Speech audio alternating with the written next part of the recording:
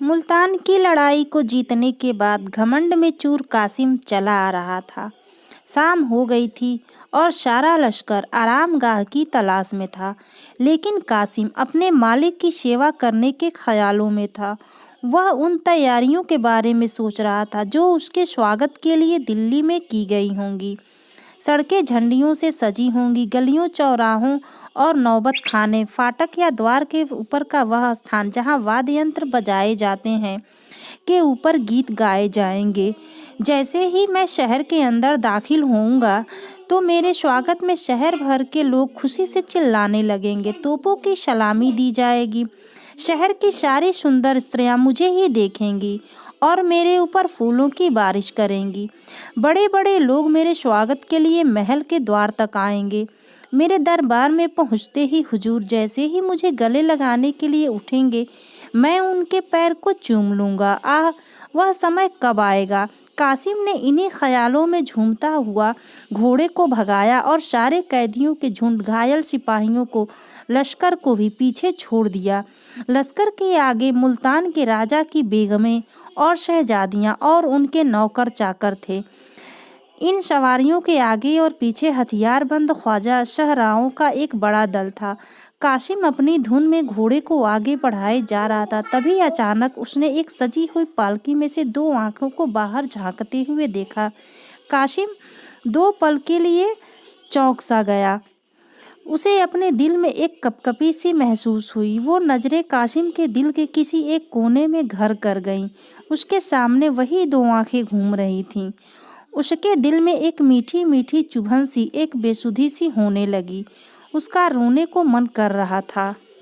उसके दिल में दर्द का एहसास जाग गया था, जो प्यार की पहली मंजिल होती है। थोड़ी देर बाद कासिम ने हुक्म दिया, आज हमारा यहीं ठहराव होगा।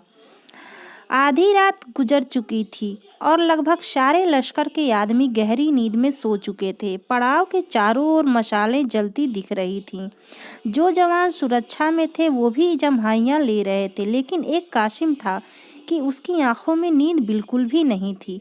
वो अपने आरामदायक खेमे में बैठे हुए सोच रहा था कि क्या उस स्त्री को एक नज़र देख लेना कोई गुनाह है, माना कि वो मुल्तान की शहजादी है और मेरे हुजूर उसे अपने महल में रखना चाहते हैं, लेकिन मेरी इच्छा तो बस उसे देखने भर की है। अगर ये गुनाह है तो मैं ये गुनाह करूँगा। अभी भी तो मैं हजारों बेगुनाहों को मार के लौटा हूँ और किसी को एक नज़र देख लेना उन कत्लों से बड़ा गुनाह नहीं हो सकता। वैसे भी कासिम मुल्तान को फतेह करने वाला हीरो था।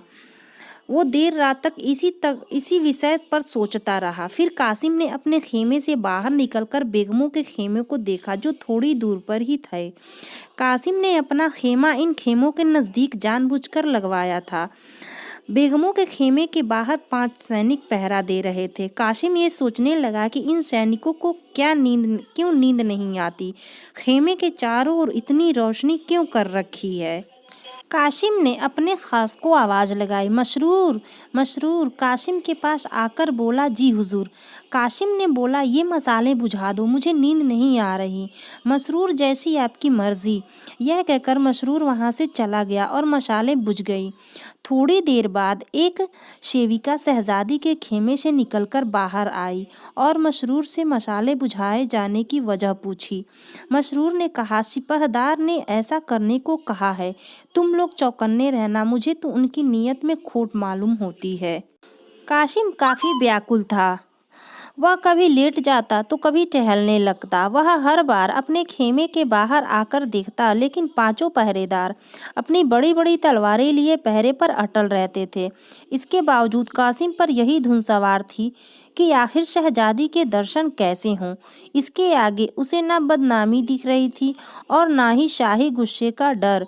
घड़ियाल ने रात के 1 बजाए, जिससे कासिम चौंक गया, जैसे कोई अनहोनी हो गई हो। कासिम इस सोच में पड़ गया कि अब तो कुछ ही घंटों में सुबह हो जाएगी।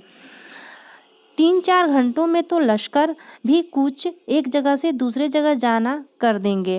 कासिम ये सोचने लगा कि अब वक्त कम है, कल तक तो दिल्ली पहुंच जाएंगे। ऐसा ना हो कि सारे अरमान दिल में ही रह जाएं। किसी तरह से इन पहरेदारों को चकमा देकर ये काम किया जाना चाहिए।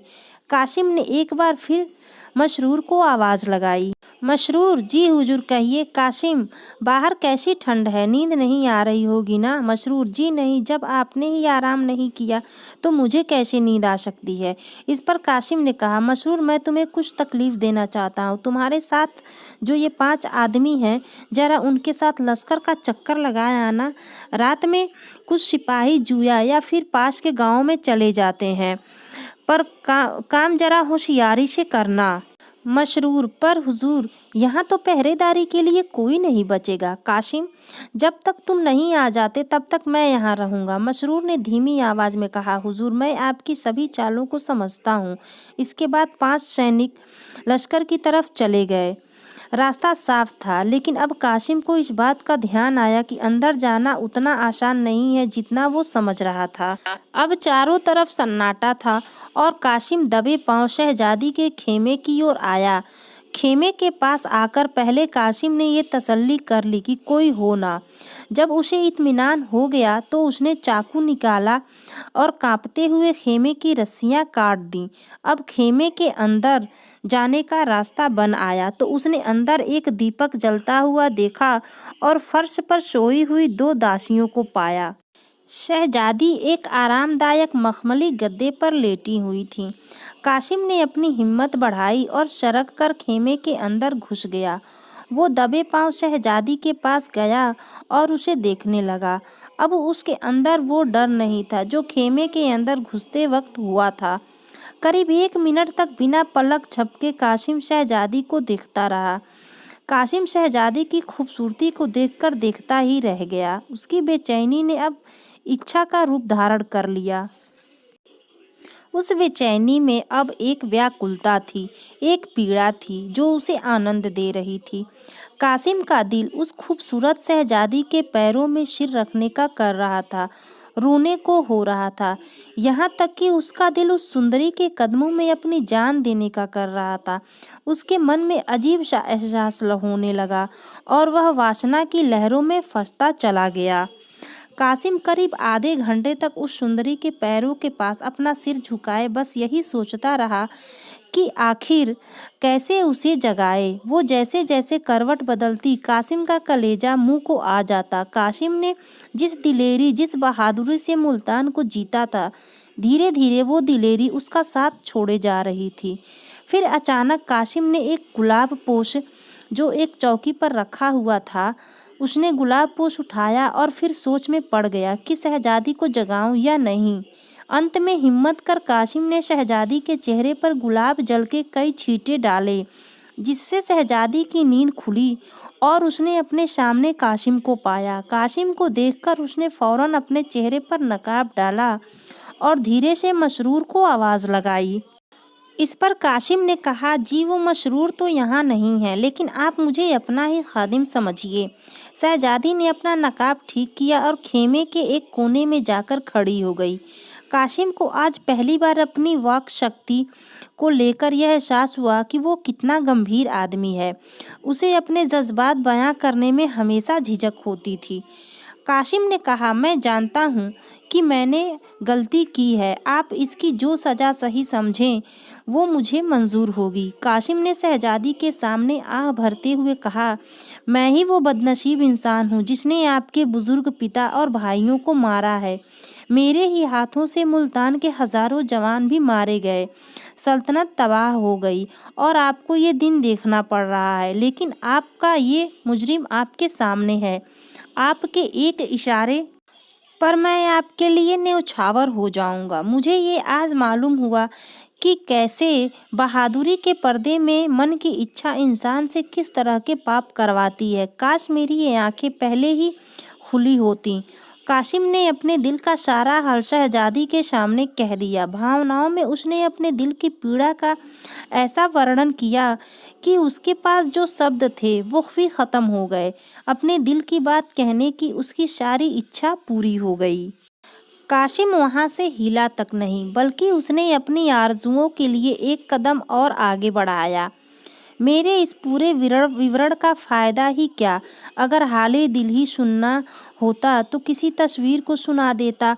वो तस्वीर मेरी कहानी को ज़्यादा ध्यान से और खामोशी से सुनती। कासिम के दिलो दिमाग पे बस यही चल रहा था कि काश मैं भी इस सुंदरी की आवाज़ सुन पाता। मेरे इस दर्द का उसके दिल पर क्या असर हुआ है ये मालूम हो पाता। काश उसे इस बात का एहसास होता कि जिस आग में मैं जल रहा हूँ उसकी थोड़ी सी आँच उधर भी पहुँच पाती। उसकी आवाज़ कितनी मीठी होगी। इस सुंदर शहजादी की आवाज़ सुनने में कितना मज़ा आएगा। अगर कहीं वो मुझसे प्यार करती होगी तो फिर मुझसे खुशनसीब इस दुनिया में कोई और ना होगा। इन्हीं ख्यालों में कासिम दिल ही दिल खुश हुए जा रहा था। इन सब के बीच कासिम को दासियों के जागने और मसरूर के वापस आ जाने की धक धक लगी हुई थी। कासिम ने कहा, ऐ हुस्न की मलिका, ये खादिम आपकी कृपा का अधिकार रखता है, इस पे कुछ रहम नहीं करेंगी आप? इस पर शहजादी ने नकाब के अंदर से ही कहा, जो खुद रहम पाने का अधिकारी हो वो दूसरों पर क्या रहम करेगा? मैं वो पंछी हूँ जिसके ना बोल हैं ना पर। शहजादी ने कहा, मुझे मालूम है कि कल शाम को मैं उस जालिम बादशाह के आगे हाथ बांधे खड़ी रहूंगी। कौन शख्स ऐसी जिंदगी की इच्छा करेगा? आगे शहजादी ने आह भरते हुए कहा, मुल्तान की शहजादी एक जालिम और पापी इंसान की वासना का शिकार होने को मजबूर है। आप मुझे मेरे हाल पर छोड़ दीजिए। मैं तो हूँ ही बदनसीब। ऐसा ना हो कि आपको भी मेरे साथ साथ शाही गुस्से का शिकार बनना पड़े। दिल में तो बहुत सी बातें हैं, पर क्यों कहूँ? उससे क्या ही हासिल हो जाएगा? आप बहादुर भी हैं और आप में खुददारी भी है। खुदा आपको बरकत दे। मुझे आपसे कोई शिकायत नहीं है। मुझे आज मालूम हुआ कि मोहब्बत कितनी पाक है, जो उस दामन में भी मुंह छुपाने से परहेज नहीं करती, जो मेरे अपनों के खून से सना पड़ा है। आपसे मेरी बस यही विनती है कि आप इस गरीब को भूल मत जाना। ये पल मेरे दिल में हमेशा एक मीठी याद बनकर रहेगा। उस कैद में यही सपना मेरे दिल को सुकून दिया करेगा। अब आप इस सपने को तोड़िए मत और खुदा के वास्ते जाइए यहाँ से, इससे पहले कि मशहूर आ जाए।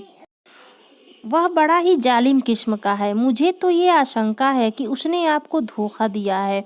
इसमें भी कोई शक नहीं कि कहीं वो यहाँ न छिपा बैठा हो। उससे आप थोड़ा होशियार रहिएगा। अब आप जाइए, खुदा हाफिज।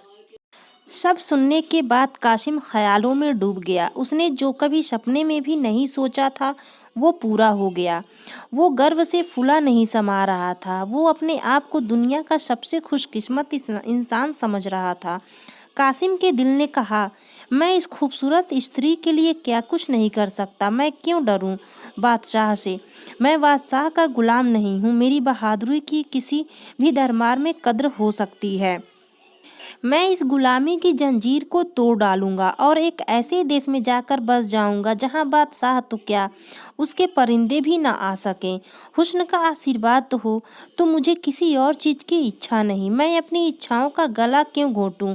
इन्हीं विचारों को मन में सोचते हुए कासिम ने तलवार निकाली और बोला, जब तक मुझ में दम है तब तक आपकी ओर कोई आंख उठाकर भी नहीं देख सकता, चाहे फिर वो बादशाह ही क्यों ना हो। मैं दिल्ली के हर कूचे में खून की नदियां बहा दूंगा, पूरी सल्तनत को तबाह कर दूंगा। अगर कुछ नहीं कर पाया तो मर मिट जाऊंगा, पर आपका अपमान होते नहीं देखूंगा। शहजादी धीरे धीरे कासिम के करीब आई और बोली, आप पर पूरा भरोसा है मुझे, पर आपको मेरे लिए थोड़ा तो सब्र करना होगा। आपकी खातिर मैं हर तरह की तकलीफ सह लूंगी। आपका प्यार ही मेरी हिम्मत बनेगा। इस बात का यकीन है कि आप मुझे अपना समझते हैं, मेरे सहारा बनेंगे। न जाने तकदीर हमें फिर मिलाए या नहीं। पर इस पर कासिम ने अकड़ते हुए कहा, हम लोग दिल्ली जाएं ही क्यों? भरतपुर जा सकते हैं। शहजादी ने कहा, पर हिंदुस्तान से बाहर थोड़े ना जा सकते हैं। जंगलों और वीरानों में जिंदगी चैन से नहीं बीतेगी। आप असलियत से मुंह मत मोड़िए। माना खुदा ने आपको बहादुरी बख्शी है, पर तेगे इस फानी भी तो पहाड़ से टकराएगी तो टूट ही जाएगी। शहजादी की बात सुनकर कासिम का जोश थोड़ा ठंडा हुआ। कल्पना की दुनिया का जो भ्रम उसकी आंखों पर था वो हट गया। उसे अपनी बेबसी साफ साफ दिखाई देने लगी। कासिम बोला, अगर आपको मेरे साथ जंगलों में जिंदगी बिताना पड़े तो क्या? मोहब्बत में तो दुनिया की नेमतें भी फीकी लगती हैं। इस पर शहजादी ने कहा, पर मुझे ये मंजूर नहीं कि अपनी भलाई के लिए मैं आपकी जान खतरे में डालूं। खुदा वो दिन कभी ना लाए जिससे कि आपका बाल भी बांका हो। आपकी खैरियत और बहादुरी की खबरें ही मुझे उस कैद में तसल्ली देंगी। मैं आपकी खातिर वो सब सह लूँगी ताकि अगर कभी मौका मिले तो आपसे दो चार बातें कर सकूं। यह सब सुनने के बाद भी कासिम वहाँ से हिला तक नहीं। उसकी इच्छाएं उम्मीद से बढ़कर पूरी हुए जा रही थीं। उसने सोचा कि अगर मोहब्बत की ये बहार चंद लम्हों की मेहमान है तो फिर उन लम्हों को आगे का सोचकर बर्बाद क्यों करना। अगर तकदीर में इस हुस्न की मलिका को पाना नहीं लिखा है तो फिर ये मौका क्यों हाथ से जाने दूं। कौन जाने मुलाकात का मौका फिर मिले या ना मिले। यह सब सोचने के बाद कासिम ने कहा, अगर आपका यह आखिरी फैसला है तो मेरे लिए सिवाय मायूसी के क्या चारा रहेगा। पर बस आप एक पल के लिए ही सही मेरे पास आकर बैठ जाइए ताकि मेरे बेकरार दिल को थोड़ी तसल्ली मिल जाए। आइए एक पल के लिए हम ये भूल जाएं कि जुदाई की यह घड़ी हमारे सामने खड़ी है। आइए ये पल साथ मिलकर बिताएं। आप अपने खूबसूरत हाथों से हमें शराब पिलाएं। कासिम सब चीज़ों से बेखबर शराब पीता रहा। उसने इतनी शराब पी ली कि उसकी गर्दन झुक गई और आंखें लाल हो गईं। वो पूरी तरह से नशे में था। फिर अपनी लालसा भरी आंखों से वो शहजादी की तरफ बढ़ा ही था कि घड़ियाल ने सुबह के 4 बजाते हुए जोर से कूच के डंके को बजाया, जिसकी दिल छेदने वाली आवाज़ कासिम के कान में आई। कासिम की बाहें खुली की खुली रह गईं। दासियां भी उठ बैठीं और शहजादी भी वहां से उठ खड़ी हुई। बेचारा कासिम अपने दिल की इच्छाएं लिए खेमे से बाहर निकल आया। जब वो अपने खेमे में आया तो उसका दिल कई सारी इच्छाओं से भरा हुआ था। उससे रहा नहीं गया और कुछ देर बाद उन इच्छाओं ने लालसा का रूप भरा। और अब जब वो बाहर निकला तो उसका मन बुरी इच्छाओं और लालच से भरा हुआ था। उसके मन की इच्छाएं उसकी आत्मा के लिए लोहे की जंजीर बन गई थीं। शाम का वक्त था और दिल्ली की सड़कें झंडियों से सजी हुई थीं, जिन पर कासिम मुल्तान के मोर्चे को जीतकर गर्व के नशे में चूर चला आ रहा था। गुलाब और केवड़े के फूलों की खुशबू दिल्ली की सड़कों पर चारों तरफ फैली हुई थी। नौबत खाने में सुहाना राग गाया जा रहा था। तोपों ने मोर्चे की अगुवाई में अपनी आवाज़ बुलंद की। नगर की सुंदरियां खिड़कियों से देख रही थीं। फूलों की बारिश हो रही थी। जब कासिम शाही महल के पास पहुंचा तो बड़े बड़े अमीर लोग उसके स्वागत के लिए कतार में बंधे खड़े थे। ऐसे सत्कार के बीच जब वो दीवाने खास में पहुंचा तो उसका दिमाग उस वक्त 7वें आसमान पर था। बादशाह के पास पहुंचते ही उसने शाही तख्त को चूम लिया। बादशाह भी मुस्कुराते हुए अपने तख्त से उतरे और कासिम को गले लगाने के लिए आगे बढ़े। कासिम अपने हुजूर के पैर चूमने के लिए झुका ही था कि मानो उसके सिर पर एकाएक जैसे कोई बिजली गिरी। बादशाह का खंजर उसकी गर्दन पर पड़ते ही उसका सिर शरीर से अलग हो गया। खून के छींटे बादशाह के पैरों में, तख्त पर और उसके पीछे खड़े मशरूर की तरफ गिरे।